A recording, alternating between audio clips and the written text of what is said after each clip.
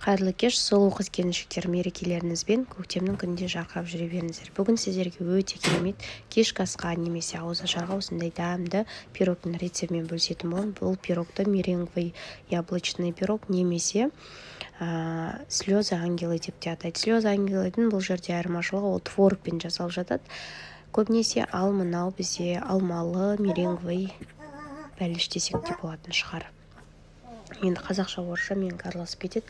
Үйде балалармен де алманы тістеп до конца жемейді. Соның қабығын аршып, жақсылап алмаларымды дайындап алған болатын. Негізі 3 алма жетіп қалады.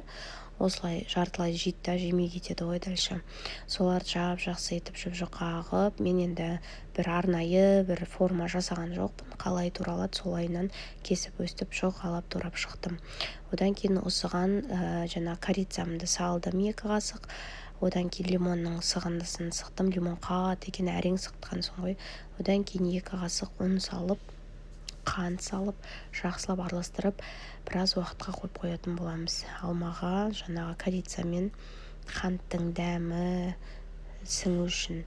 Енді меренгіміз үшін және қамыр үшін жұмыртқаның ақ уызын сары уызынан бөліп алатын боламыз. Және де сары уызға қантымызды 2 қасық қаймағымды салып, ұнымызға разрыхитімді араластырып, осылай жақсылап бір қалыпта қамыр етіп алып, үстінен маргаринді, яғни бүкіштен өткізіп, бәрін жақсылап мыжып, жұмсақ қамыр етіп жасап алатын. Енді жұмсақтығы сонша қолға барынша жабысады. Оған уайымдамаңыздар, осылай формаға жақсылап орналастырып шығасыздар. Формаға жақсылап жайғастырып алғаннан кейін алмамызды теп-тегіс етіп бетіне жайып шығатын боламыз. 30 минутқа қызып тұрған пешке жібереміз да піскенше қоямыз. Одан кейін мына